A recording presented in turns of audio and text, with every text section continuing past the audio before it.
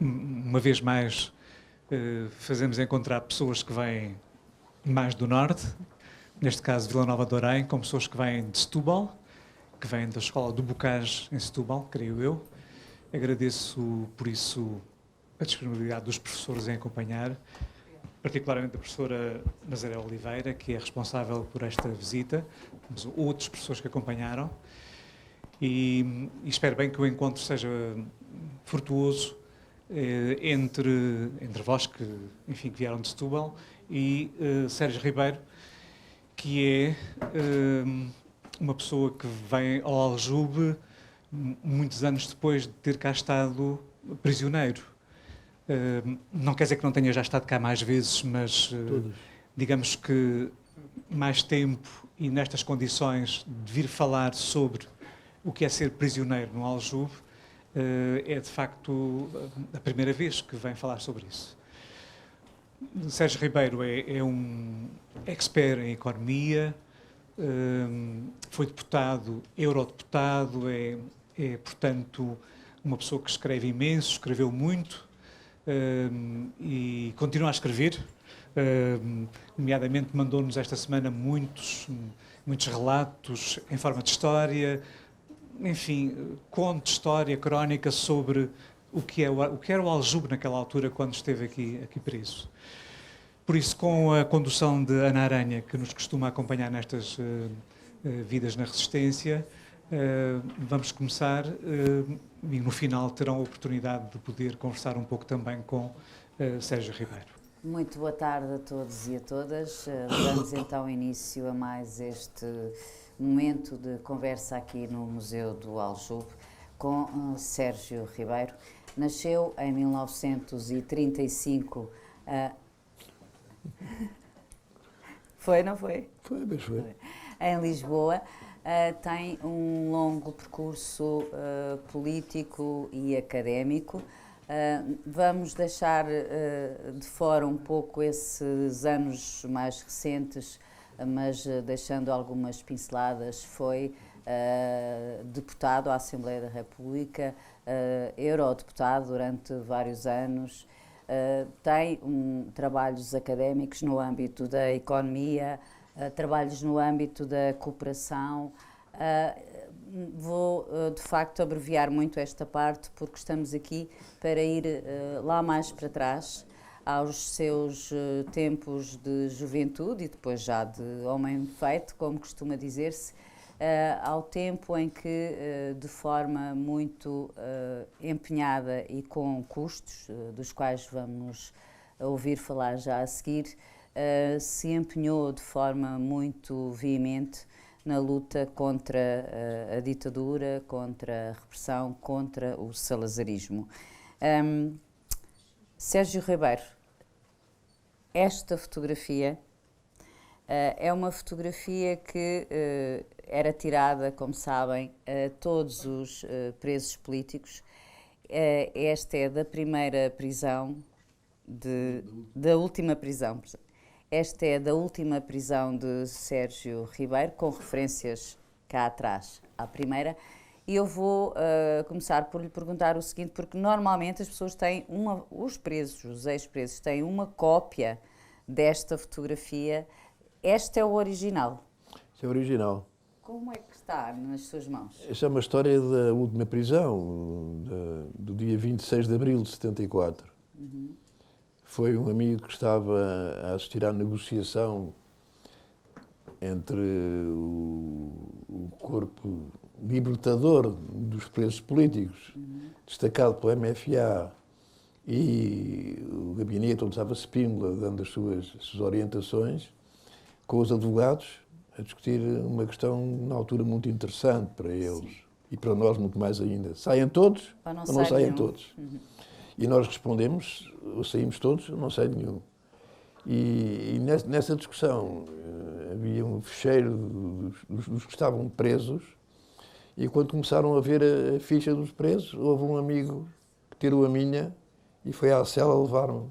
É essa. É a cela original que estava no fecheiro de Caxias. Uhum. Portanto, é muito posterior, são 10 anos depois Da primeira da prisão, primeira do prisão. Aljube, sim. Eu vou perguntar-lhe o seguinte, Sérgio Ribeiro. Tem muitos trabalhos publicados, uns de natureza académica, outros de natureza mais memorialista, contos, histórias, narrativas. Tenho aqui já duas que fez o favor de nos oferecer. E antes de fazermos esta conversa, naturalmente pedimos alguns dados biográficos ao Sérgio Ribeiro. E lá vem um currículo breve com a sua militância política no Partido Comunista Português, os cargos que ocupou, mas não há nenhuma referência no seu currículo, que é uma biografia, no fundo, ao facto de ter sido preso político. Isso acontece porquê? Não é caso único. É muito raro os presos políticos depois fazem a sua vida profissional ou política ou profissional e não inscrevem essa circunstância na sua biografia. Ora, o que eu lhe pergunto é até que ponto essa circunstância de ter sido um combatente pela democracia, um preso político, faz parte de si hoje? Faz. Não, esta é uma explicação que eu penso que tem a ver com uma outra palavra que é muito delicada. Não são biografias. Aquilo que eu vou escrevendo é contar o que vivi. Sim. E contando o que vivi, procuro, nem sempre consigo, não ser autobiográfico. Não é contar-me, é contar o que vivi. E em relação ao tempo de prisão, o tempo de prisão era dentro de uma prisão que era Portugal. Portanto, nós estávamos presos, porque lutávamos para que essa prisão exterior a nós deixasse de existir. Mas a pergunta que lhe fiz, Sérgio Ribeiro, se me permite, é muito concreta. Porque é que no seu currículo não contempla o facto de ter sido um preso político e antifascista? Porque tem lá, nasceu em 1936, no sítio tal, depois no ano tal foi estudar, concluiu o curso, licenciou-se, mais tarde doutorou-se, foi aqui, foi ali, fez isto, foi deputado, foi membro do Comitê Central do PCP, mas não há nenhuma referência. Eu pergunto isto porque, na verdade, é pouco comum as pessoas com o passado antifascista, como tem o Sérgio Ribeiro, integrarem isso na sua história. Porque quem vai, imagine, estão aqui estudantes e eles amanhã vão fazer um trabalho sobre si. E, para além do que vão ouvir aqui, podem querer pesquisar. Hoje em dia é muito comum. E não está lá isso. Não está lá escrito por si. Estará escrito por outros. Não está em todos os livros, não está em quase nenhum livro, mas está num livro. Está no livro porquê? Porque houve uma altura em que me pareceu indispensável deixar escrito para poder ser lido.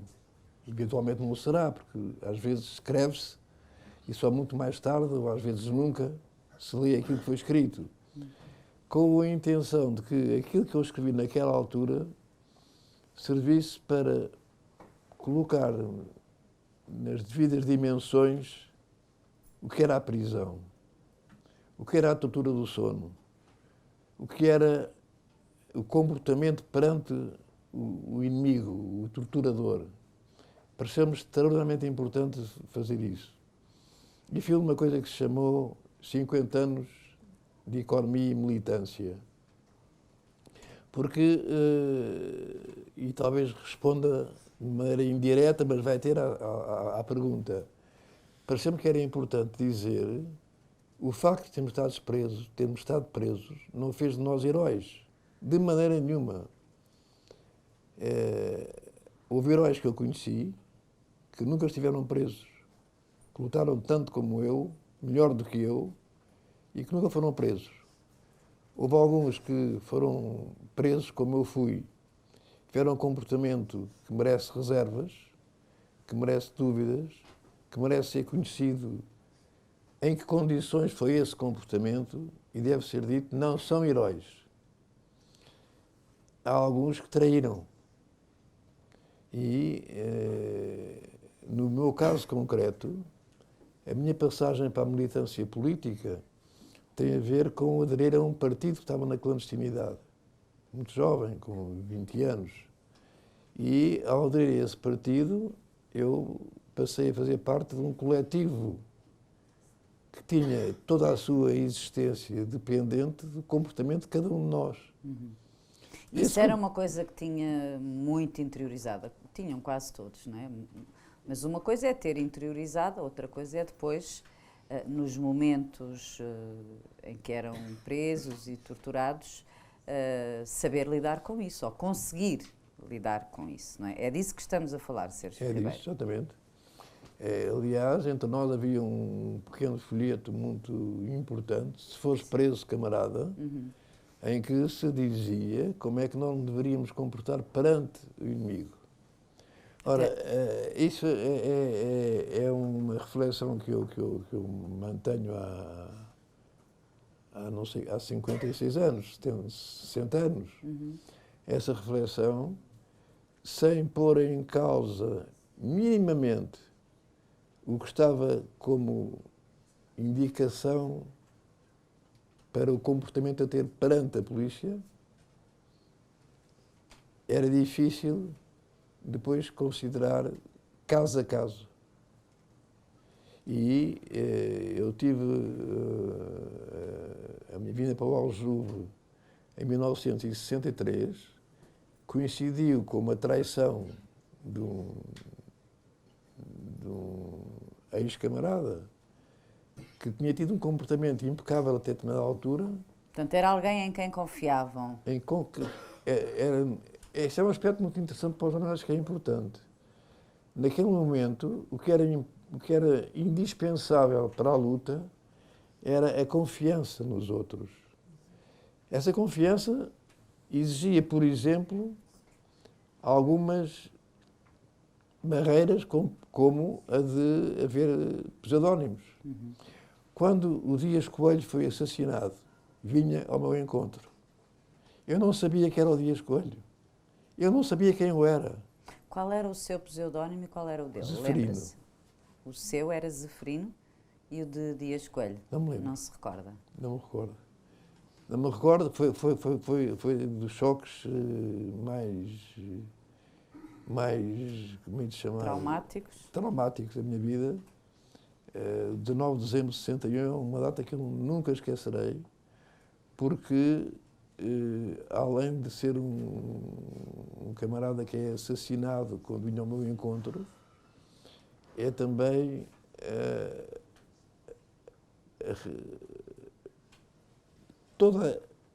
tudo o que envolve isso. Tudo o que envolve.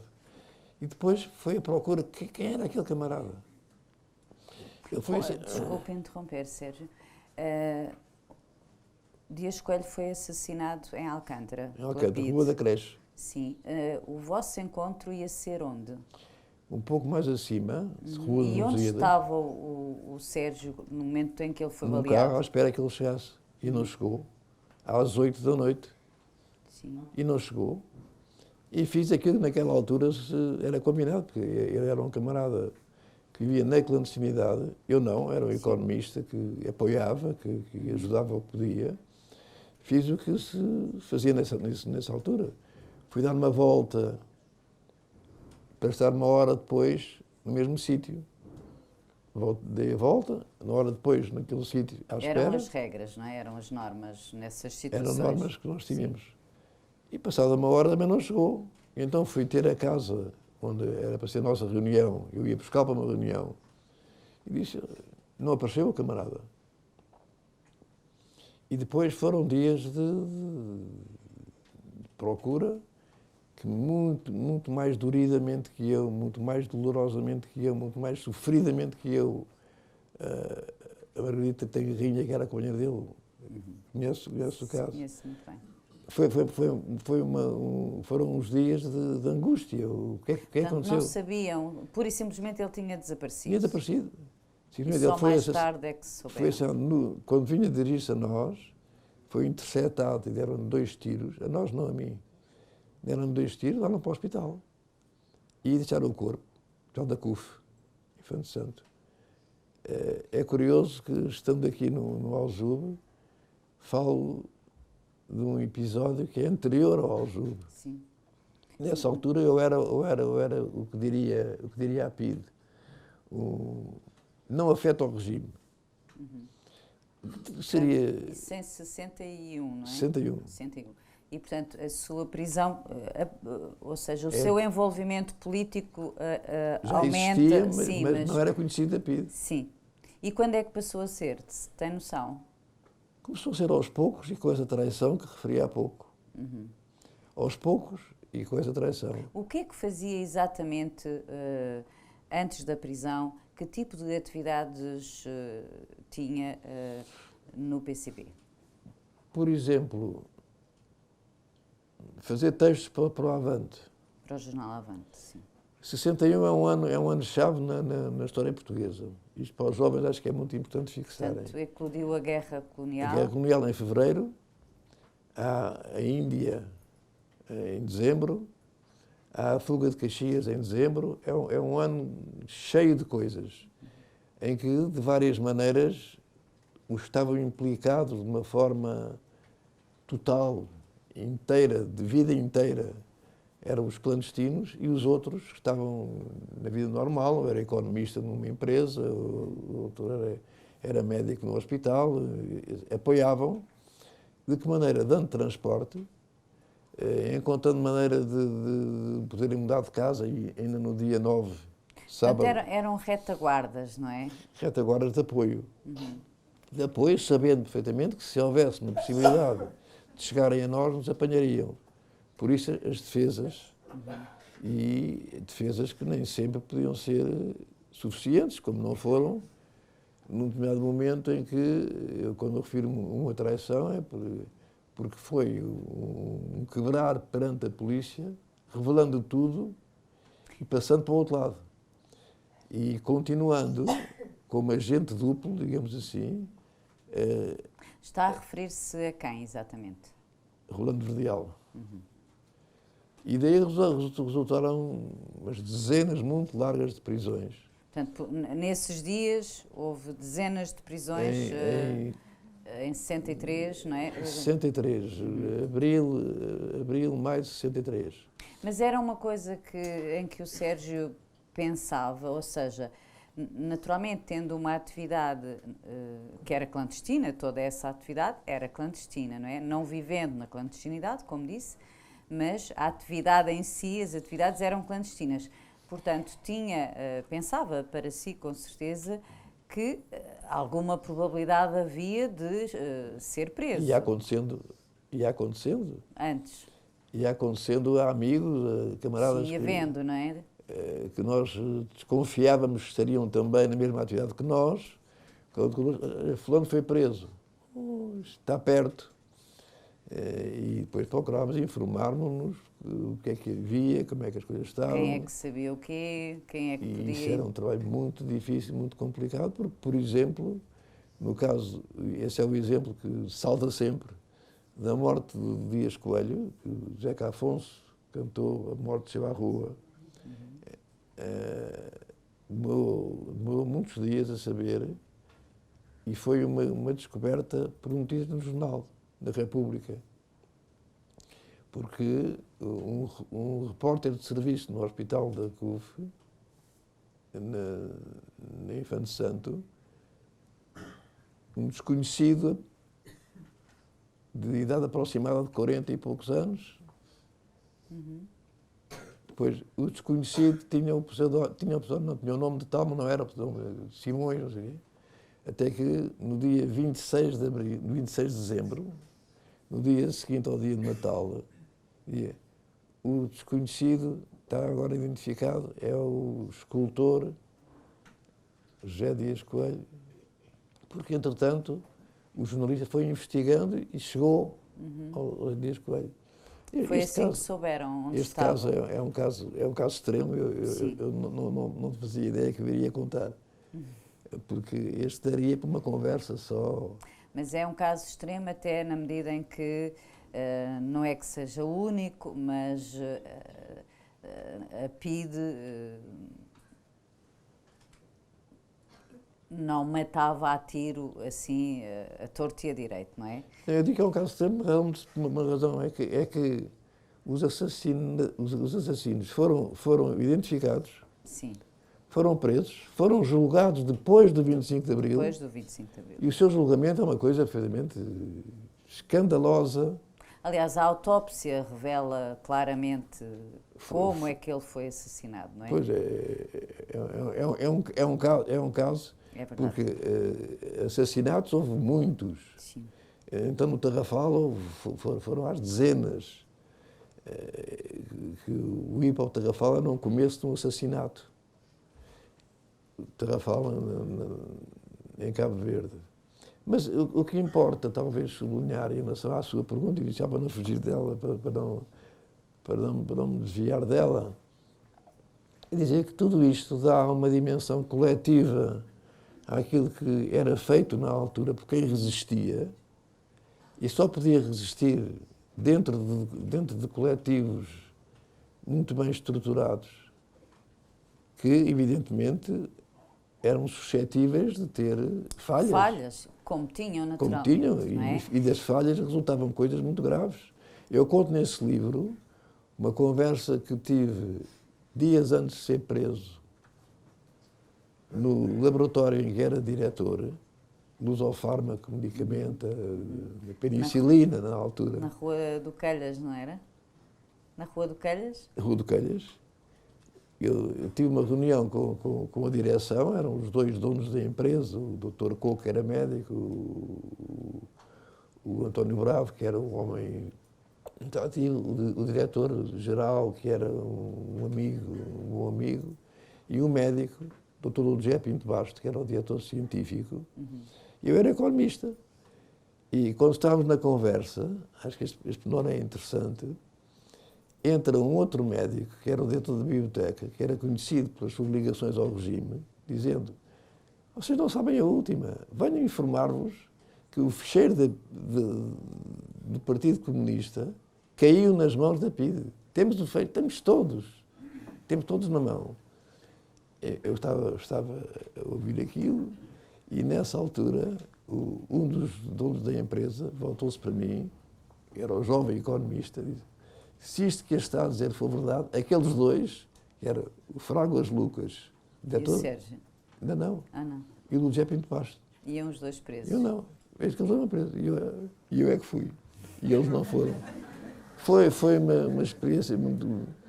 Falemos, Sérgio Ribeiro, até para se perceber de que forma atuava a PIDE, as circunstâncias do momento da sua prisão. Onde é que estava? Foi em casa, foram buscar à cama. A que horas, mais ou menos, lembra-se? 6 da manhã. Há uma conversa que eu tive com o meu camarada. Sabe, há uma coisa que é muito dolorosa, eu gostaria de vos dizer isto. Cada nome que eu cito é nome de um amigo que não pode contar já, porque já morreu. Quando chega à idade em que eu cheguei, é muito bom estar vivo. Até porque está vivo. Mas a responsabilidade é muito maior ainda. E porquê? Porque temos que contar aquilo que os outros já não podem contar. Sente isso como um dever mesmo? Não, sinto como uma responsabilidade que eu procuro cumprir contando histórias. E o Sérgio vai a muitas escolas, a muitas Vou a iniciativas, muitas escolas. contar, falar sobre estes temas. Mas não podemos fugir muito. Conte-nos então, portanto, um dia pela madrugada, estava em casa e batem na porta. Foi a terceira ou quarta vez que eu fui à PIDE. Porque tinha lá ido antes por pequenos incidentes de vez em quando, da vida estudantil. A crise de 62. Na crise estudantil. Já era licenciado há 4 anos, mas estava na retaguarda e numa semi-clandestinidade. Fui em 62 também, porque era diretor atletismo. Depois tive do clube. Era praticante, não era? Mas não foi homologado. O fascismo funcionava de maneira que reprimia de todas as formas. E uma forma de reprimir era pela calada. Cortava as pernas, se me Cortava permite as a expressão. pernas. Portanto, o facto de não ter sido homologado quer dizer que se eventualmente quisesse fazer uma carreira como atleta, não podia. Como dirigente. Como dirigente... Porque nessa altura fugiram 3 atletas e eles olharam para a lista da direção. Isto foi ajudado por alguém. E está lá este Sérgio Ribeiro. Este é dessas coisas dos estudantes. Já tinha algumas dúvidas a meu respeito. Depois foram confirmando. Então vamos lá buscá-lo. Foram buscar a casa. Não tinha nada a ver com aquilo, nada. Tive lá umas horas. O que eu ia fazer? Fui impedido de ir aos europeus de atletismo desse ano de 62. Portanto, havia várias... Mas aí, e mais uma vez... Aí foi impedido de correr ou como dirigente? Como dirigente. Como dirigente.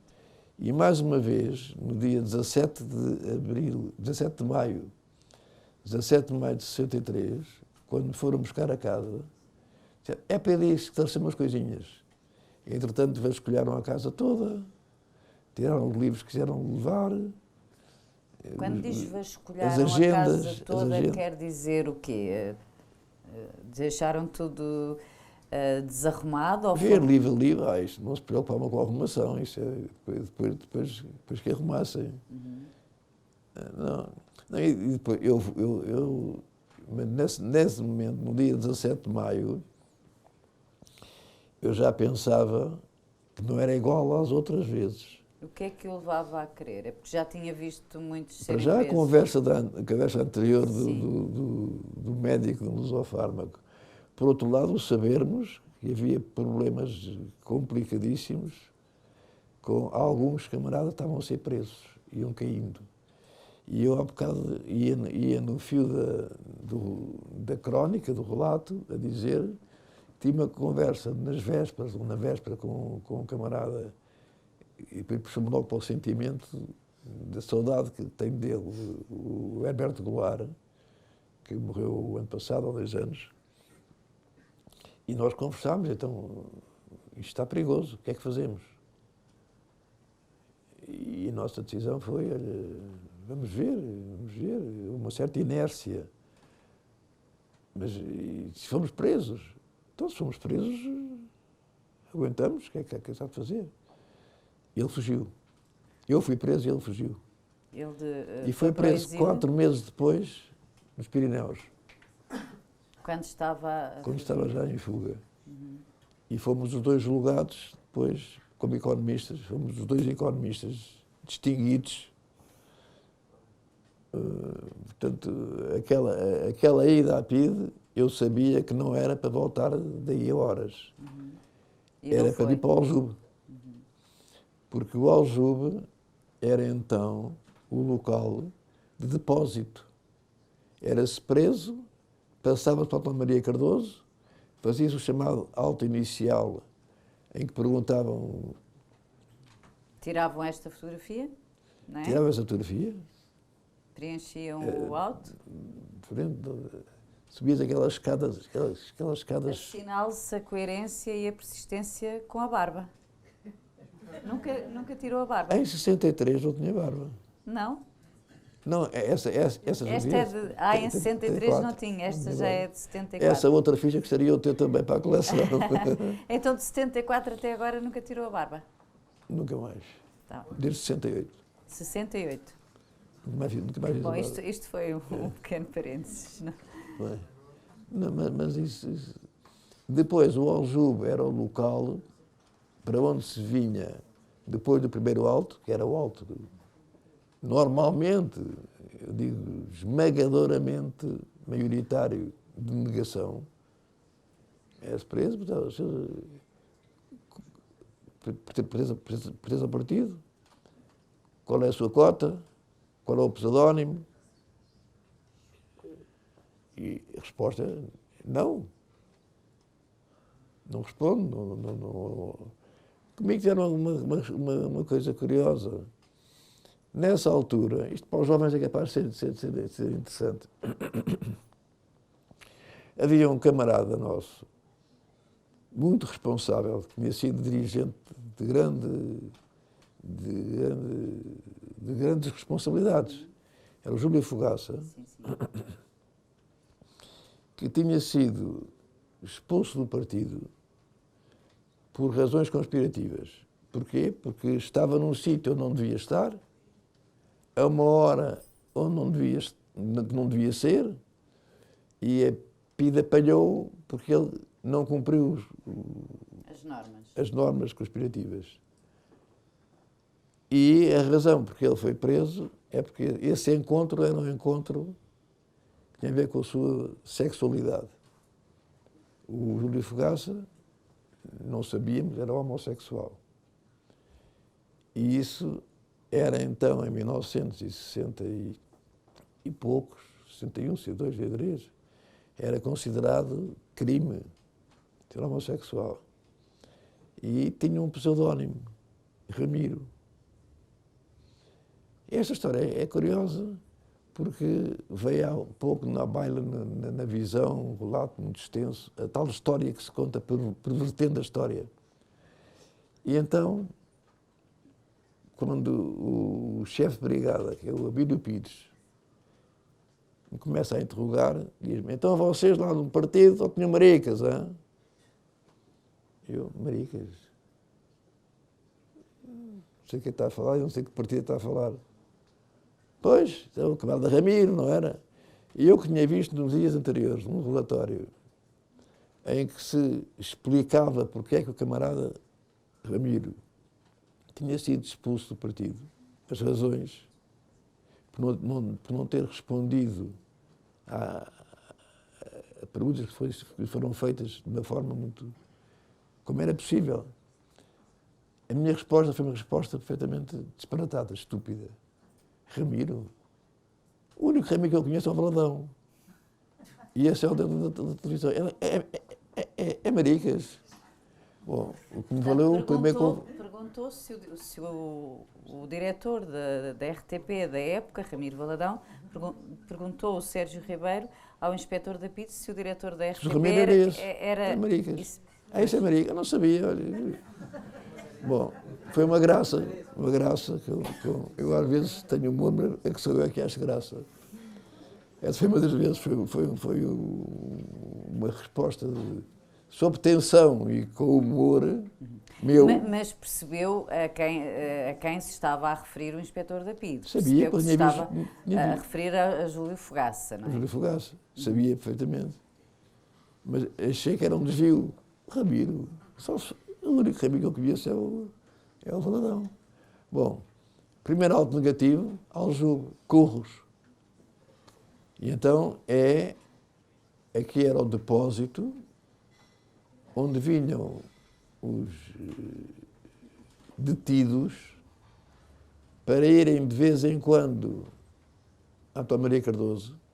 A travessia daqui da Sé até Dona Maria Cardoso, atravessando a Baixa numa carrinha da PIDE, é uma vivência inesquecível. O Sérgio Ribeiro escreveu sobre esse sentimento, sobre essa circunstância exata. Quero escrever sobre isso. Que é aquela, o que transmite, enfim, nós não pensamos nisso, não é? Mas que é um cidadão ou uma cidadã sob custódia da PIDE, que sabe que vai para um interrogatório que pode ser violentíssimo, não é? E que circula num carro, na Baixa, numa cidade em movimento, aparentemente normal. Sim. Indiferente. É tão doloroso. E sabendo que eu estava preso não por mim, era por mim e por eles. Uhum. Mas estar aqui nos Cubos foram uns dias muito, eu costumo dizer, são dias como riscos na parede. Cada dia punha-se um risco. E era passar 24 horas num espaço, o Curro 2, de 1,10 m por 1,70 m. esse 1,70 m, eu tenho mais que 1,70 m, eu tinha, agora estou a diminuir. 1,70 m não chegava para deitar, mas havia um bailique que descia. O bailique era uma estrutura onde se dormia depois, não é? E ficava uma prateleira onde se podia pousar a cabeça. Portanto, tínhamos um espaço para andar de 1,10 m por 1,70 m, no 2. Eu media aquele espaço de todas as maneiras. A palmos, a polegadas, a pés, Com papel higiênico? papel higiênico, que era 4, 5 polegadas. O papel higiênico foi uma conquista, porque, desculpem lá, sendo um bocado escatológico, mas as primeiras necessidades que eu satisfiz aqui no Aljube foi sem papel higiênico. E essa era a prática. Queria. E essa era a prática. Era a parte, Não, era a prática generalizada, não havia. Então não há papel higiênico. Você está no hotel ou quê?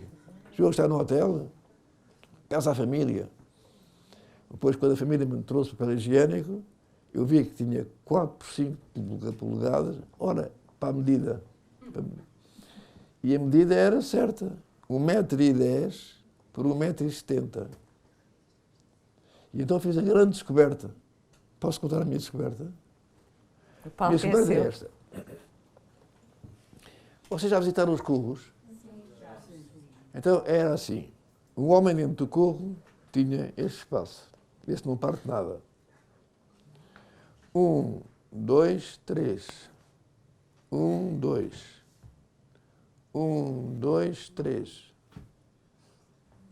1, 2. 1, 2, 3. 1, 2.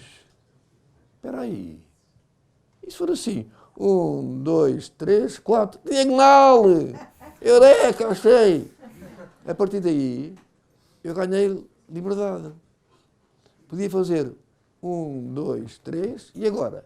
Agora posso fazer 1, 2, eu posso fazer 1, 2, 3, 4. Posso escolher. Uma alegria. Uma alegria. Foi uma alegria. Alegria para compensar a tensão em que se vivia. Ou seja, essas pequenas descobertas, não é? Esses pequenos momentos numa situação de clausura total e de não se saber o que é que vem por aí, eram sentidos com particular vivacidade, não é? Uma coisa que não tem importância nenhuma, é mais um passo ou menos um passo, mas naquela circunstância tudo tem muito valor, é isso, Sérgio Ribeiro? É isso por duas razões, pelo espaço e pelo tempo. Uhum. É que eu passava 24 horas naquele espaço. Portanto, ocupar a mente era fundamental. Aquilo, eu conheci e ganhei uma antipatia muito particular pelos pombos. Ouvi dizer. Porque via por uma fresta os pombos nas moradas da Sé. E ao fim do dia, depois do meu passeio 1, 2, 1, 2, 3, 4, 1, 2, 1, 2, 3, 4, tentava ver os pombos. E os pombos machos, quando chegam a casa à noite, vêm do trabalho, Da vida deles. são miseráveis no tratamento da fêmea, da pomba. De que forma? Agredindo, picando, do machismo insuportável. Teve essa percepção ali, foi? Tive. Portanto, não gostamos de pombos. Não gostamos de pombos. Não gostamos de pombos. Não, pombos nem pensar. Eu gosto muito de ver no meu quintal os pássaros. Agora, pombos. Pombos não. Agora, se forem pombas, talvez. Não, mas isso tem a ver com o que eu estava a dizer. O tempo, a dimensão que tem, no espaço em que se está e à espera de quê. O que é que sentia, pensava? Sabia que de vez em quando vinham buscá-lo e diziam prepara-te que vamos não é? Prepare-se para ir à polícia. Para os interrogatórios na sede da PIDE, na António Maria Cardoso. Era aquilo que nós temíamos todos, penso eu. Há um ruído que ainda hoje me sobressalta. Há um bater de porta nesta calçada da Sé. A carrinha da PIDE vinha buscar os presos do Aljube. Quando chegavam a carrinha, nós estávamos no primeiro andar, nos curros, e ouvimos a carrinha, a porta abria-se, pá! Fechar a porta, eu senti, o outro sentiria outras coisas. E depois esperámos, quando ele chegasse ao corredor, o guarda disse: a quem? Prepare-se para ir à polícia. Era esse que ia. Tem noção de quantas... Teve aqui quanto tempo? Esteve aqui quanto pouco tempo, uns 15 dias. 15 dias. E nesses 15 dias, sabe quantas vezes foi levado à sede da PIDE? Fui uma vez só. Só uma vez. Quanto tempo esteve lá? Não sei. Não tem noção mesmo? Não tenho noção. Sei que foram alguns dias. E lá... Não tenho noção e posso dizer que há coisas que estão fixas, estão gravadas dentro de mim. O tempo de interrogatório não está gravado dentro de mim. Porque é um momento em que eu tenho medo de enlouquecer. Tenho medo de enlouquecer. Pensar nisso, é isso? Pensar nisso. Ainda hoje? Ainda hoje. Ainda hoje. Ainda hoje há um momento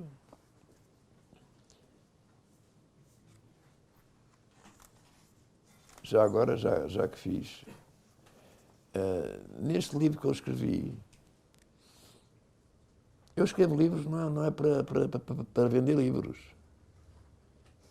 Os livros que eu escrevo agora, dada a reforma razoável que tenho, que me dá para viver confortavelmente com as necessidades que são as minhas, tenho o intuito de publicar 2 livros por ano. E para tem oferecer, publicado. para sim, oferecer. sim. São Para edições de autor, falam entra por no- gosto, não é? Não entra no mercado, mas neste último, é que eu estou a contar as histórias de prisão, há um momento em que eu paro e digo: esta não vou contar, já contei. A ida ao interrogatório, já contei. É a grande ruptura, é o momento. É o antes da e o mudança. depois? Antes e depois. Saiu isto. E se naquele dia, naquela hora, naquele momento, perante o inimigo, com a minha crescente, mas ainda incerta, cultura e verdade e transparência, e com a minha incapacidade de odiar, se, em vez da fragilidade, só depois assumida, da lucidez, do controlo, da autodefesa, sem traição, tivesse eu a força para vencer o receio, o medo, o pavor da loucura, o descontrolo, como teria sido o resto da minha vida? Que outro eu seria eu hoje? Que histórias contaria se sentisse esta necessidade de contar que sinto hoje? Isto digamos, o retrato da ruptura. É que eu não sabia que era a ruptura, mas é o momento em que eu sei que a minha vida, sem me trair, seria assim quando se tivesse de outra maneira, seria de outra maneira. Eu apanhei 14 meses de prisão. Foi julgado. Fui julgado. Mas antes disso, Sérgio Ribeiro, nesses dias em que esteve na sede da PIDE, na rua António Maria Cardoso, não consegue contabilizar exatamente, tanto quanto sei, para além dos interrogatórios permanentes, não é? foi sujeito à tortura do sono? Foi. É a pior tortura. É que é fácil dizer a algum de vocês a tortura da pancada. Sei lá, alguém que bateu numa pedra, que tropeçou numa pedra e magoou-se, sentir dor. Sentir dor, torturas que se fala de arrancar unhas, coisas desse género, é físico. É físico. A tortura do sono tem uma característica que eu acho que é incontável. Porque é o torturado que se tortura. Por Ninguém isso, tem que fazer nada, enfim, entre aspas, não é? então, se eu estou a estar com sono, isto, ou passadas umas horas, vir um outro, eram 4 que se revezavam, Por turnos. para não deixar dormir.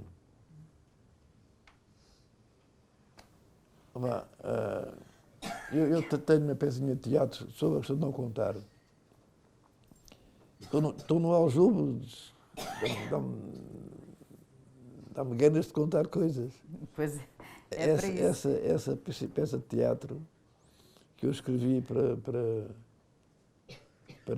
fazer teatro na terra, na minha aldeia. A cena do interrogatório mais marcante é no meio da tortura do sono, em que o que está a ser torturado já vê tudo quanto é diferença de cor a mexer-se. Baratas. São aranhas, que é isto, em que os muros se aproximam.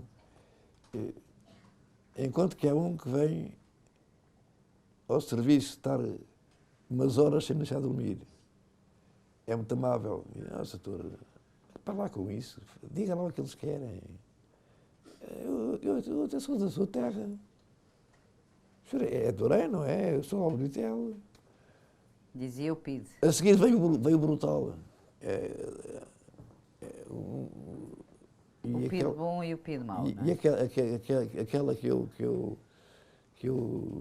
transcrevo para teatro, para o palco, é um sádico que sentou na mesa e eu, do outro lado da mesa, abriu uma caixa de fósforos, tirou os fósforos todos, partiu os fósforos em 4, todos, durante aquelas horas. Chegou ao fim das horas, juntou os toques todos dos fósforos, meteu na caixa, fechou, foi-se embora. Eu garanto-vos que senti os toques, os pequenos troços de fósforos metidos dentro das unhas. Senti-os, mas tive um pavor do que seria, para que seria aquilo. Portanto, eram esses gestos que objetivamente não faziam nada, mas causavam muito sofrimento em quem estava no estado em que... A torturar-se por aquilo que podia ser feito, por aquilo que lhe é sugerido fazer. E eu costumo dizer isto sem qualquer desprimor para quando dou o exemplo. A um trabalhador rural, tínhamos camaradas excepcionais. Há alguns que eu me lembro com uma saudade enorme de Caxias. Homens de uma grandeza humana extraordinária. A quem a tortura do sono era capaz de não fazer grande efeito. Agora, outro tipo de tortura faria. Isto era científico. Sim. Agora, há um jovenzinho economista, intelectual, com manias de filosofanças, a pensar em coisas, a pensar na avó, que quando chegou aos 70 e tal anos, velhinha, tinha tido destrambelhamentos, a pensar... Portanto, achava que de facto podia enlouquecer, era isso? A torturar-se. Sim. Era eu que me torturava e eu, não, isto não pode acontecer comigo, isto não pode acontecer comigo. E... Portanto, por aquilo que disse há instantes, chegou o Sérgio Ribeiro a ter alucinações devido à tortura do sono. Cheguei. Isso que descreveu na tal peça de teatro, das paredes a juntar-se, de ver insetos, Portanto, isso era a alucinação devido aos períodos muito longos sem dormir. Era, e ao facto de eu estar a preencher esses períodos tão longos com excesso de pensamento. Porque há camaradas que contam tudo do sono com um número de dias, com 12, 13 dias. Eu não ponho em dúvida, de maneira nenhuma. Mas eu não faço ideia quantos dias foram. Sei que foram poucos. Mas eu pergunto a qualquer ser humano que conviva comigo, se já experimentou estar 2 noites sem dormir, seguidas, não voluntariamente, mas obrigado a isso, o que é que isto lhe provoca? E depois, o jovem economista... O que é que faziam, desculpe, para o manter acordado? É tão fácil. Isto chega. Quando o indivíduo está quase a adormecer. Então, está com sono? Quer a cama? É para já. E depois havia algumas que eram diabólicas. As janelas eram assim. Sim. E eram com vidro riscado. Eu, uma vez que me cheguei à janela, propus-me assim. Não adormeci, mas o ruído da mamoeda no riscar o vidro ainda o guardo. É o giz nas escolas. O giz... Portanto, os sons ecoam de uma forma completamente diferente, não é? Diferente. Violenta. Não, e depois há um disparate. E tinha que estar, desculpe, tinha que estar de pé. Porque Não. se sentasse adormecia Não, logo, isso era não? uma ameaça, era a estátua, era o Sim, som mas não lhe com fizeram a não lhe estátua. fizeram Mas deixavam-no sentar? Hein? Tive de sentar todo o tempo. Teve sentado? Com a ameaça, qualquer dia temos a cadeira, mas eu não capaz de pensar, para mim não convinha a cadeira, ele que se estrutura, ele que trata de si. Não sei. E ainda fui eu cometi o disparate de, na leitura de tudo quanto cai à mão, e sabendo que na PIDE havia tudo do sono, li uns artigos de uns concursos que havia nos Estados Unidos. Tinha lido antes? Tinha lido antes. Em que ganhava um prémio qualquer, sei lá, um concurso de Coca-Cola, coisa desse género, daqueles concursos perfeitamente idiotas que se fazem, o conseguir estar mais tempo sem dormir. Acompanhados por médico. Havia alguns que conseguiam estar 7 ou 8 dias.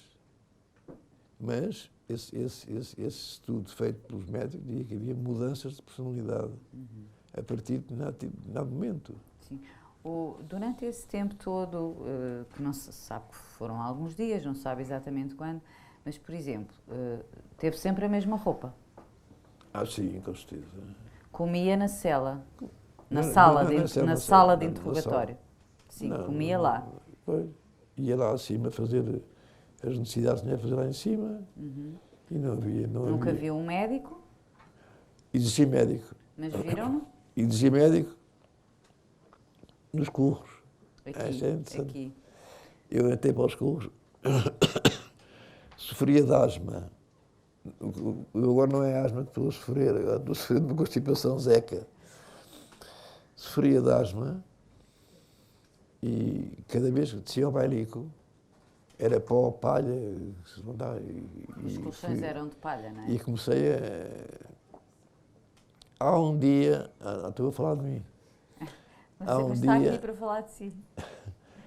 Há um dia em que eu, com falta de ar,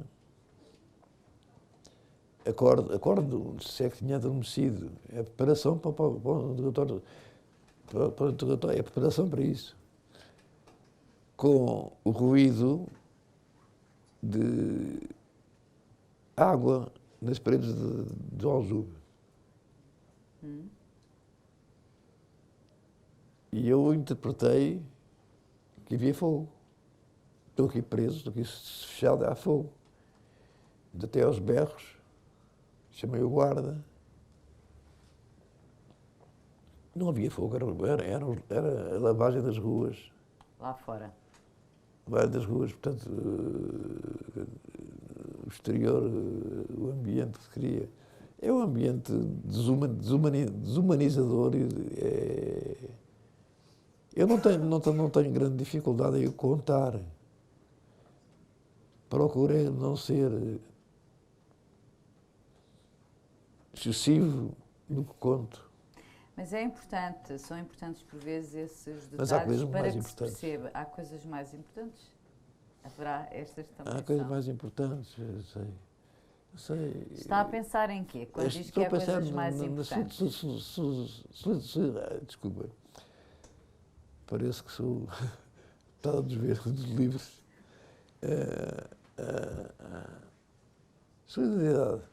Solidariedade. Entre os presos, se é disso que está a falar.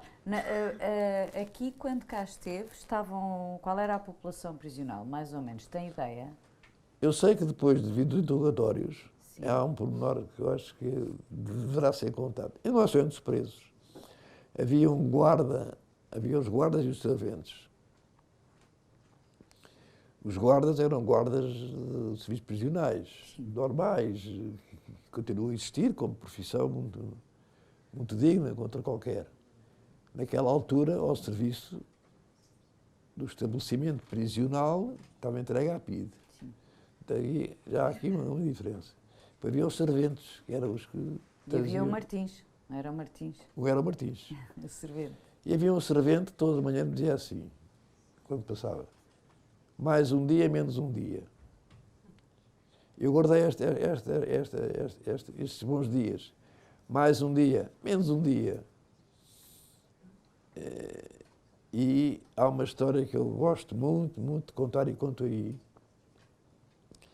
Quando venho dos interrogatórios, eu vinha num farrapo, ia precisar de dormir, pelo menos, e ia precisar de recuperar muita coisa.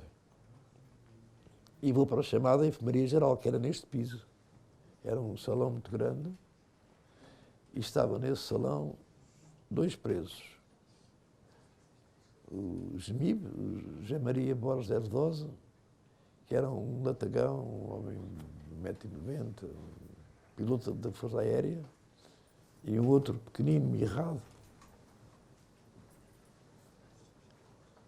E trataram de mim, pegaram em mim, deram-me na cama, foram extraordinários de... Cuidaram de si. Cuidaram de mim. Depois fiz-me amigo de verdade do Herdosa, que já morreu. O Herdosa tinha sido piloto dos PV2, eram os aviões que faziam voos rasantes em Angola, lançando napalm. E fez isso 1 ou 2 vezes, e ele, que era segundo subcomandante, uma vez que fez isso e olhou para baixo e viu o que estava a fazer e enlouqueceu. Chegou a Luanda, fez os disparates, foi preso, mandado para aqui. Era um bom homem, não se portou a fazer mais aquilo. E o José Maria Herdosa estabeleceu uma relação de amizade com um servente, não era o Martins, era outro servente desse andar. Porque durante muito tempo estiveram os 2 sozinhos. Ele na enfermaria geral, numa sala muito grande, 15 metros, era isto tudo, e o servente no corredor. Quando o guarda não estava, ia ao seu serviço, ficavam os 2 a conversar. Depois dizia-me o Herdosa, é uma história que eu conto e acho que é bonita a história. Não sei se bem contada, mas a história é bonita. Epá, tu nunca pensaste em fugir? Então não pensei, tantas vezes pensei em fugir. Mas havia sempre um obstáculo. Para conseguir fugir, tinha que dar uma porrada no Martins. Porque havia a passagem pelo lado, ele sozinho, não havia grandes... Depois começou a fluir gente. E havia o problema de poder depois implicar, eventualmente ficar implicado o Pois, servente e ainda sofrer por cima, consequências. coitado, com a cabeça partida, ainda vai ter que culpar por ter deixado de fugir. E eu sou capaz de não fugir. Não arranjei nenhum plano em que não batesse no Martins. Portanto, e depois, Sérgio Ribeiro, nós temos que ir avançando estava para aqui o que tempo todo. os presentes possam entrar em diálogo consigo, naturalmente. Portanto, já passámos, já passámos pelos interrogatórios, já passámos pelos curros. O Sérgio já disse que foi condenado a 14 meses de prisão, que cumpriu em Caxias, não é? Uhum. Assim, para termos uma ideia, a acusação o que era? Fazer parte de um grupo subversivo que pretendia alterar o regime vigente e atividades ilegais, clandestinidade, apoio a clandestinos. Aliás, o meu julgamento tivesse a característica interessante, era o Herberto e eu, mas só um bocadinho antes. Desse período foram presos mais de 200 de militantes resultantes da delação. E alguns deles de nível científico, médico, por exemplo, do mais alto nível, entre outros, e também vendedores ambulantes. Há histórias curiosíssimas que eu quero contar, mas esse envolvimento de várias camadas sociais faz com que, a uma altura, nós tenhamos estado numa sala com um técnico da FAO, agrónomo, com Seabra Diniz, que era um psiquiatra que introduziu o parto sem dor, Orlando Carvalho, o vendedor ambulante, não sei quantos, não me lembro o nome dele, deveria lembrar-me, um outro que se chamava Carlos Darwin, que era metalúrgico na Cova da Piedade. Portanto, isto criava uma situação muito enriquecedora ao mesmo tempo. Muito enriquecedora. Não é? Foi um período pela diversidade que me marcou muito.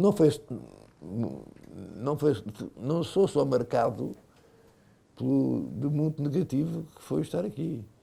Também estou muito marcado pelo mundo de positivos que eu tive aqui. Encontrei gente extraordinária e tenho uma enorme saudade. Foi o que foi. Depois...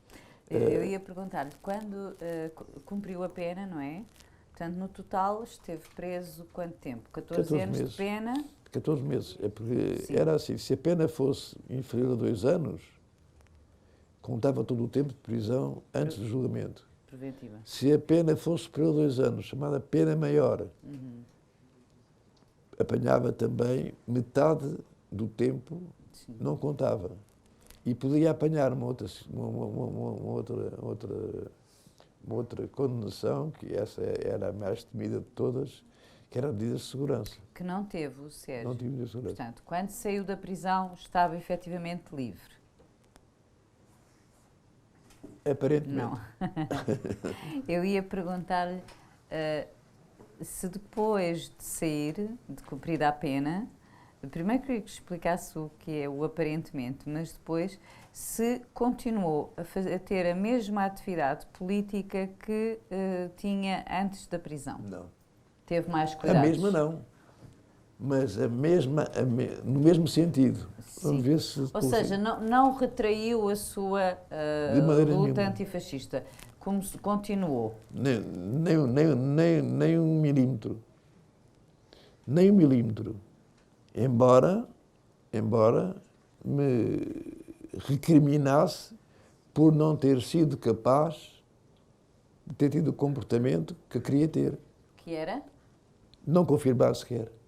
Não confirmar que era do Partido Comunista? Não. Isso não confirmei. O que é que confirmou Confirmei nos interrogatórios? Fiz transportes, segundo a versão deles. E no julgamento, a minha defesa foi muito no sentido de dizer, não negar aquilo que assinei como dito de confissão, mas dizer que o que estava lá é a interpretação da PIDE. Isso na defesa em tribunal. Na defesa em tribunal. Mas nos interrogatórios admitiu e assinou Admiti que tinha transportado pessoas, por exemplo. Que transportei fulano daqui para ali. Mas com os nomes? Que dei. Com os nomes? Disse Sim, os os nomes e as fotografias que nos eram apresentadas. E há pormenores. Se entrarmos em questões de pormenores, demoraria muito tempo, não é? Mas eu estou a levar a conversa para aí, porque o Sérgio Ribeiro acabou de dizer que o que gostava mesmo era que não ter feito isso, não é? Gostava. E isso é, ou seja, o facto de, debaixo de tortura de sono, naquelas circunstâncias, a ser interrogado, a ter feito essas declarações, é uma coisa que o acompanha até hoje. É a minha grande cicatriz. Está perfeitamente cicatrizado, como eu costumo dizer. Mas foi a minha grande cicatriz. Porque quando eu me decidi a dizer entro para a militância, era com o compromisso que não cumpri integralmente. Porque se cumprisse integralmente, não tinha assinado nada. Não tinha dito nada, não tinha confirmado nada. E daí resultaria, em vez de ser apanhado 14 meses, ter apanhado 2 anos e meio, e a segurança, o resto. Eu não sabia que eram essas contas, isso ia saber depois. Houve consequências para alguém? Das minhas declarações, não. Sim, não. Isso aí é... Não, porque repare uma coisa que é impressionante na minha história. Eu sou preso a 17 de maio e sou dos últimos a ser preso. Portanto, a PIDE já sabia tudo. Se calhar não era para alfabética, como o S fica muito longe do A. Porque no dia 7 de maio foi preso o Arnaldo Amorim. Arnaldo Amorim. E é um pormenor curioso. Quando eles levaram a minha agenda,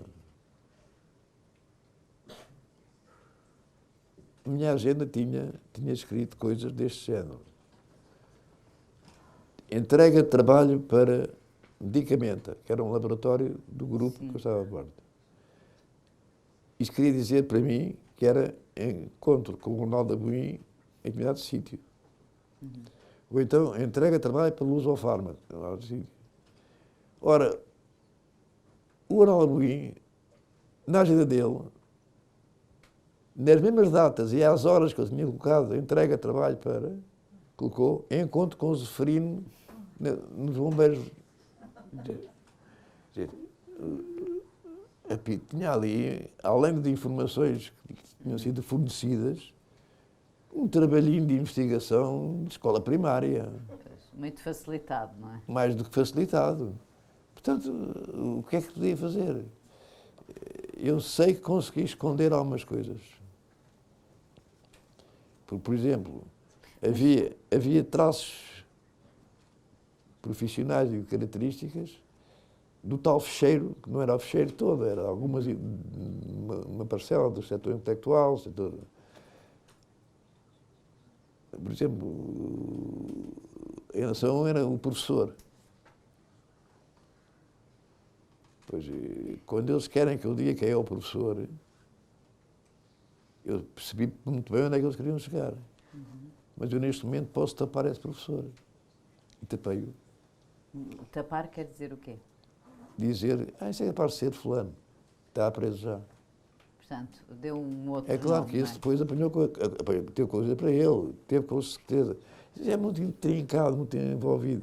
Mas eu tenho a satisfação de, estando lúcido, controlando, entrar num jogo que depois, mais tarde, quando vou do Aljube para Caxias, o Abílio Pires ainda me chamou lá e disse: olha, o senhor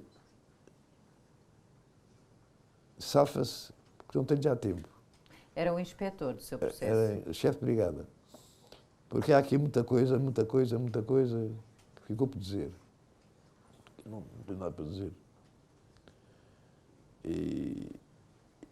E repare, como fomos presos, umas dezenas larguíssimas, só foram, diria, 2 centenas.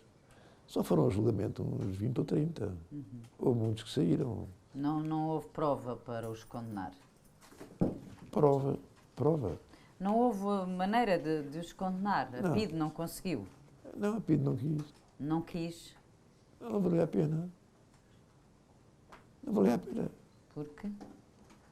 A PIDE tinha 2 funções, de reprimir pela ação e de reprimir pelo medo da ação. E há alguns nomes, que agora não os vou dizer, de camaradas dessa altura, que fizeram o que eu fiz, que não foram ao julgamento, mas deixaram a vida política tremenda. Portanto, a PIDE queimou-os, permita-me a Queimou-os. expressão, do ponto de vista E político. fez mais. Eles cá fora eram o exemplo do que era perigoso estar contra o regime. Foi preso. Falei do Seabra Diniz, falei do Orlando Portanto, Carvalho. era uma estratégia da PIDE de aniquilar as pessoas, não é? Fazendo até crer que elas tinham... Com graduações diferentes. Sim. Desde a traição até aqueles que, cumprindo tudo, depois continuavam com a facilidade. Eu tive, quando me perguntou se a minha linha política, minha vida política, minha atividade política se modificou, eu trouxe da cadeia uma missão. Saí de Caxias em 64 com uma tarefa, não sendo membro do partido. Sim. Qual era essa tarefa, Sérgio Ribeiro? Esta tarefa é uma coisa que acho curiosa. Eu vou pedir-lhe Posso- que sintetize, porque temos mesmo de Rapidamente, terminar. vocês sabem como é que nós comunicámos entre nós, de parede a parede, Na prisão, parede. na prisão. na prisão, do Aljume, aqui nos curros. O curro 2 com o curro 3. Um toque na parede é A, 2 é B, 3 é C, 4 é D. E entre nós conseguimos, dava uns dias. Houve quem tivesse conseguido jogar xadrez. Jogar xadrez. Bispo, casa tal, para casa tal. Cavalo. E então, esse tipo de comunicações, que era muito difícil de fazer, teve em Caxias, isto é um aspecto que eu acho que é muito importante referir, porque é que eu vim com a missão. É anedótico quase. Teve em Caxias o seu culminar com o facto de terem vindo de Peniche para Caxias, para uma sala em Caxias, poucos dias antes de eu sair, portanto, agosto de 64, um grupo de camaradas de grande responsabilidade, daqueles que tinham a vida toda dedicada ao partido, estavam no Tarrafal, alguns tinham estado no Tarrafal, outros... E isso impôs ali em Caxias um respeito enorme. E aguçou... Eram mitos da resistência, não é? Já. Eram símbolos da resistência. Sim. E melhorou o sistema de relações, de comunicações. Sérgio Ribeiro, as conversas são assim mesmo. Tem uma memória prodigiosa, tem uma experiência extraordinária e tem esta capacidade de contar, que não é fácil, não é? Agradeço-lhe muito o testemunho que nos deixou aqui. Momento agora para a interação com quem tem estado aqui a assistir de forma tão interessada. Temos sala cheia. Alguém quer fazer alguma pergunta? A minha pergunta era se na sua época de estudante já participava na atividade política. De quê? Na sua época de estudante já Se era... já tinha atividade política quando era estudante? Sim. Eu comecei a estar política estudante, mas eu acho que todos nós temos atividade política desde que nascemos. Todos nós temos atividade política desde que nascemos. O que não sabemos bem é qual é que é a atividade que temos, mas ela é toda política. Eu acho que o meu primeiro ato político foi quando perguntei o primeiro porquê? Porquê é que eu na 4ª classe continuei a estudar e todos os meus colegas do meu bairro não estudaram? Porquê é que os miúdos do Zambejal, que é a minha terra, jogam futebol descalço e eu jogo futebol com sapatilhas? Não era Adidas, não era parecido. Porquê? Este porquê, quando não tem resposta, e se procura uma resposta, ou porque sim, não nos serve, já é atividade política. Portanto, mas em estudante isso materializou-se na Ação de Estudantes. Fui dirigente da Ação de Estudantes, vice-presidente da RIA, quando foi em 1900. Portanto, depois comecei por aí fora, depois embalei. Mas eu não digo que a minha atividade política começou quando fui estudante. A atividade política começou quando eu perguntei a mim próprio, mas porquê é que é isto? Não gosto disto assim. Quero que isto mude para melhor. Às vezes fazendo disparates enormes. Mas só outra coisa que eu queria dizer, fez-me 3 ou 4 perguntas, ficaram sem resposta, mas uma que eu queria dizer é que depois de sair Da cadeia, da prisão. da cadeia em 64, eu fiz aquilo que chamo, empreste-me um livro, por favor, que chamo no próximo volume do meu livro, Desligado da organização. É procurar estar ao passo com ela. Portanto, era o retomar os contactos. Da ou seja, difícil situação, de sozinho, embora fizesse parte do coletivo.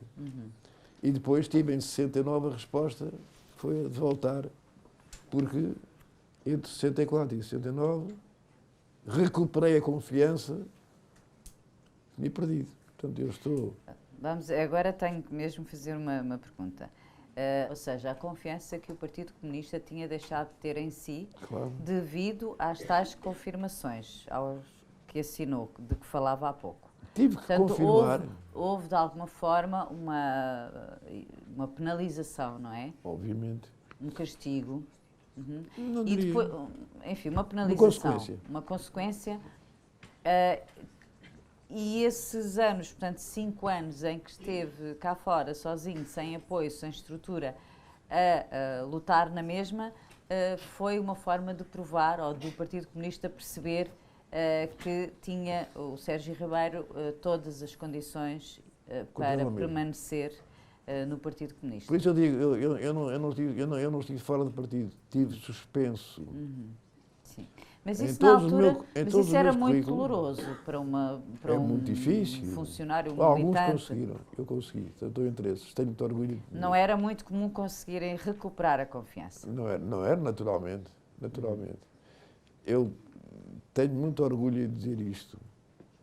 No meu currículo, nos meus CVs de militante político, eu sou membro do Partido Comunista desde 1959. Até hoje.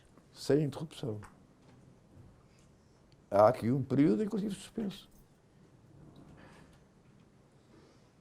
Mas continuava a ser. Por dentro continua sempre a ser, não é? Nunca deixei de ser. Sim. Não, mas repara, isto é a partir de uma opção que é individual. Claro. Como é que o indivíduo se insere no coletivo? Eu, desde o tal pé descalço, desde o Ozegué, eu inseri-me numa luta em que fui encontrando explicações, umas filosóficas, outras economistas, outras que compuseram um leque que posso estar errado, posso discutir com quem quiser,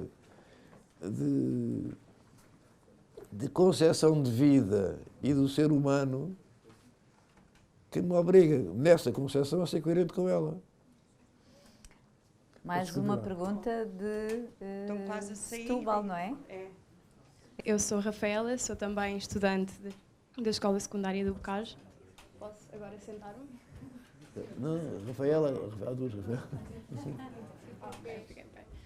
E gostava muito de agradecer por estar aqui a contar também para manter a memória viva, porque acho que é bastante importante para nós e cada vez mais continuarmos a ouvir falar sobre isto, pesquisarmos e termos interesse, porque foi algo que nós não vivemos. Por isso, ouvir de quem o viveu é mesmo muito importante e não só ler relatos. E a minha pergunta é sobre a tortura. Disse que foi traído e por isso alguém indicou o seu nome, e era para perguntar também, por causa do que sofreu com a tortura do sono, se de certa forma perdoa ou compreende aqueles que durante a tortura cederam e indicaram alguns nomes. Eu posso compreender, não aceito. E esse é um aspecto que eu acho que é importante. Eu, neste textinho que vos li, que foi tirado muito cá de dentro, tenho aqui uma linha que diz: e com a minha incapacidade de odiar. Eu, o limite que coloco é não perante aqueles que cederam para a tortura, mas perante os que torturavam. Eu estava na tortura a fazer um esforço para compreender como é que é possível que um ser humano, na minha concepção de ser humano, seja capaz de me estar a torturar, de me estar a impedir de dormir. Como é possível que aquele que interceptou o Dias Coelho é um ser humano igual a mim?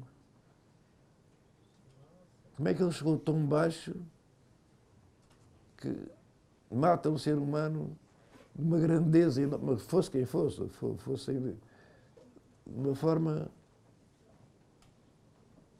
desumana, animal. E depois é louvado por isso, que é uma coisa impressionante. Uma das atenuantes que o Tribunal deu para dar uma sentença muito pequena, depois do 25 de Abril, uma sentença muito pequena ao assassino do Dias Coelho, foi um louvor que ele teve por uma ação que foi a de matar o Dias Coelho. Quer dizer, em que mundo é que nós estamos quando um homem como o Dias Coelho, que com 39 anos tem uma obra extraordinária, tem aqui um museu internado dele. Como é que acaba aquela vida? Mas eu não consegui ter ódio. Como é que é possível? Mas como é que é possível? Qual foi o caminho deste homem para chegar àquele ponto de dar o tiro? De puxar o gatilho? É isso que é uma das minhas fragilidades. É nunca ter compreendido, é isso? Não, procurar compreender, Sim, procurar compreender. mas nunca, não tem resposta para isso. Não tenho resposta para isto, não tenho. Mas também não tenho ódio. Sim, não guarda ódio. É um ser humano como eu. Mas é a tal perspectiva que é mais que discutível, cada qual terá a sua perspectiva. Eu sou o outro. Diria o poeta. Outra pergunta do outro jovem. Diogo Madeira. Também sou aluno da Escola Bocage de Setúbal. Gostava de fazer uma pergunta, que era: qual é que foi a sensação, a emoção e o sentimento de vitória, de conquista sobre um Estado repressor, fascismo, quando saiu em liberdade? Foi de nascer outra vez. Mas foi um nascimento que eu partilhei como nascituro e que não era só meu. E era uma sensação que posso fazer em confronto com ter saído em 64. Em 64 saí em liberdade, que não era liberdade. Em 74 saí em liberdade para construir liberdade. Com outros. Ou seja, a sensação de liberdade foi muito maior quando tinhas estado preso meia dúzia de dias do que a sensação de liberdade quando esteve preso 14 meses. Incomparavelmente. É isso? Uhum. Incomparavelmente. Foi outra coisa. Foi outra coisa. Aliás, a saída em 64 é sair para continuar a lutar contra o fascismo. Uhum. Em 74 é a saída para construir o que há a construir. E que difícil é. Difícil é. E está na vossa mão. Sou brasileiro, já estou estudando na escola do liceu há muitos anos já, vai fazer 5 anos, penso eu, e queria propor uma pergunta, que falou sobre a tortura que sofreu do sono. E na altura que sofreu a tortura e as interrogações da PIDE, naquele momento achava que ia sobreviver ou que ia ter liberdade? O problema que se me punha era se seria capaz de vencer aquela prova. A questão de sobreviver é uma questão que se coloca ao ser humano de uma maneira muito estranha. Nós... Agora eu estava na filosofia, que é complicado. Nunca tive o pavor de morrer sob a tortura. Mas tive o pavor de enlouquecer sob a tortura. É diferente. Aliás, isto tem a ver com o tipo de tortura. A tortura física deve criar no ser humano, que nunca tive tortura física, deve criar no ser humano o receio de não resistir mais fisicamente. A tortura pelo sono, o pavor, o medo, é de não ser capaz de continuar lúcido, ou pelo menos minimamente lúcido, controlando aquilo que diz, aquilo que faz. E por isso, a pergunta que pôs a Rafaela, por isso tenho alguma compreensão, mas inaceitável por alguns camaradas. Eu não queria chegar à situação de fazer coisas inaceitáveis. Visto que o senhor, doutor, passou... Senhora. Pronto, foi muitas vezes preso, passou por torturas muito más. Alguma vez, momentaneamente, perdeu a vontade de lutar a favor da liberdade? Com tudo aquilo que se passou no tempo da PIDE e que esteve preso? Não. Não dei por isso. Não dei por isso. E continuo. Porque a luta continua.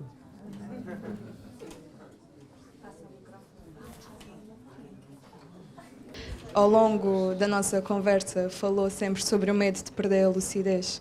Hoje em dia, quando se lembra de tudo aquilo que passou, ainda tem esse medo? Hoje em dia tenho medo de um senhor alemão chamado Alzheimer. Disse tenho medo, mas...